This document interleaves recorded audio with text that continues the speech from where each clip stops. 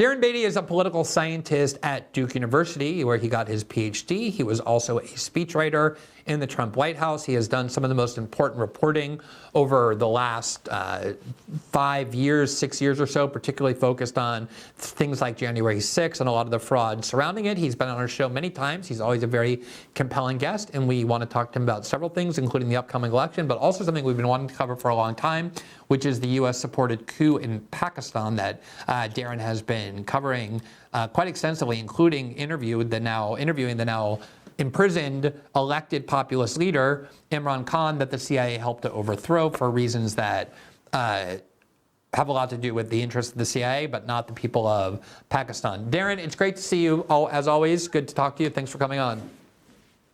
Thrilled to be back with you, Glenn. Thank you. All right, so unfortunately, before we get to Pakistan, we actually do have to talk about this election because you can't not talk about it with it being 4 days away. Of course.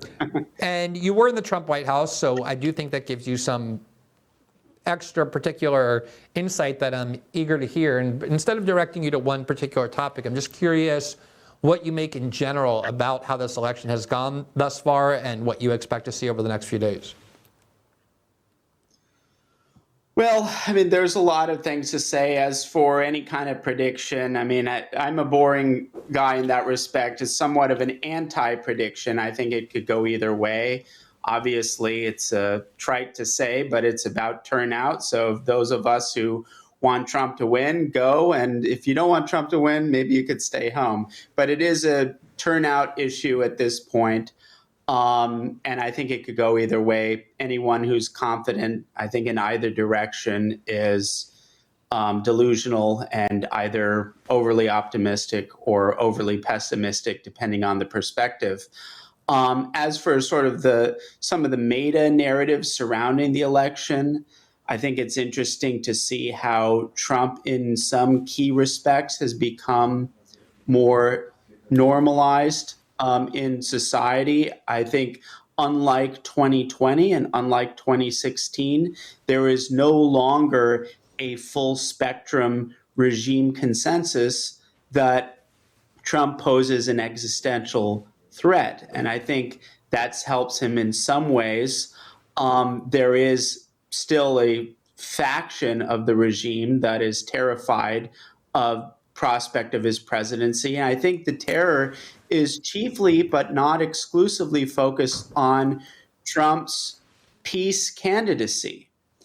I don't want to get too conspiratorial. I think it's interesting that one of the two known would-be assassins, and it's amazing that there's two, one of the two would-be assassins was a Ukraine war fanatic who was actually, has an interesting biography of recruiting people to fight in Ukraine and recruiting from interesting demographic groups that seem to have a documented relationship with the U.S. government and intelligence group. He's literally recruiting from the vaunted Sunni rebels in Syria to go fight in Ukraine. It's like a CIA bingo card that he just won. It's kind of incredible. And Afghanistan too. Some of the trained U.S. troops in Afghanistan too. It's really wild. And so I think it's fair to say that specific sort of Ukraine-focused component, they're terrified. People who want big wars all over the place, including Liz Cheney, they're terrified of a Trump presidency. But again, there have been some major defections, major realignments. RFK is a great example. Elon Musk himself is a great example. So the constellation is a little bit different. 2020 was the high water mark, for instance, of censorship due to Elon Musk's acquisition of Twitter, the revelations in the Twitter files, and various other factors. We have much less censorship. And so the regime's tactics have shifted accordingly. We've moved from, I think in 2016, the big weapon of the regime was social opprobrium, the social sanctions attendant to words like racist and so forth, getting people fired from their jobs for that, even for wearing a Trump hat. You could get fired from your job. That was 2016. 2020 was obviously COVID, but censorship, deplatforming, the disinformation pretext, that was a huge part of it. With that kind of attenuated to a significant degree. In our cycle here, I think you saw the regime really inordinately counted on the efficacy of lawfare tactics and imprisonment. You can't platform Trump off Twitter anymore, but you can throw him in prison, or at least you can indict him. And of course, there's the ultimate deplatforming, which we saw, and we came very close to this, which is the assassination attempts, particularly in Butler, where I think a lot of people forget, but the timing is critical to note. There have been so many rallies with nothing remotely close to this. And yet at this one rally, where there's a flagrant to the point of being inconceivable security breach, that's the one time that a guy was there to take advantage of it. And it was this kid with a rifle who got on a building 130 yards away. And this just happened to happen in that critical period after Biden's disastrous debate performance, and this is important, before Trump announced his VP pick.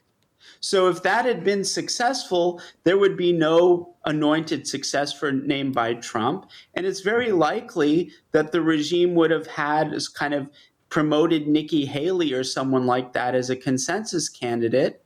And they would be very glad to have Biden lose to Nikki Haley or Kamala lose to Nikki Haley. And that would have been the story right now. So we've come so close, and the regime's tactics have shifted. And so in one way, there's a normalization, but in another way, it's crazy to think that Trump had not one but two very close assassination attempts on his life. And at least for one of those, there's a non-negligible chance, there's a real chance that involved elements of the government, or it was somehow an inside job. So it's, in that respect, it's very crazy. But in other respects, I think it's fair to say that he's become more normalized. And that's, I think, an interesting feature of this campaign cycle as opposed to 2020 and 2016. I know a lot of people would say in response to that, when you called Trump the peace candidate, that there were things he did in his administration that were pretty provocative or even militaristic, such as sending lethal arms to Ukraine, where even President Obama refused to do that because of how provocative it would be to Russia at the time when they were calling him a Russian agent. He escalated the bombing campaign that he inherited from President Obama in Iraq and Syria against ISIS, though he vowed to do that during his campaign, and on and on and on. But clearly, a lot of Donald Trump's identity, including since 2016, has been about spewing contempt on the longtime Republican foreign policy orthodoxy of Bush and Cheney and neocons, and he's intensified that rhetoric. And he's certainly far less reliable as a vessel for this bipartisan consensus in Washington than Kamala Harris is. You know she will just change absolutely nothing in the status quo. Let me just ask you one more question about this, because you were comparing 2016 and 2020. I mean, I don't know how much you heard, but I obviously am somebody who holds the media in as low contempt as possible. I have, a great deal of contempt and disgust for them. And I sometimes am shocked when they find a way to surprise me, just in how scummy they're willing to be. And of course, they spent the day claiming that Donald Trump's criticism of neocons and Liz Cheney for not going to the wars they want to fight in was somehow a call for her execution by firing. I mean, it's all, I can't get through the explanation without laughing because of how stupid it is. But they spent the whole day doing that, and they've had a lot of these kind of like mini cycles based on just utter insane melodrama and lies.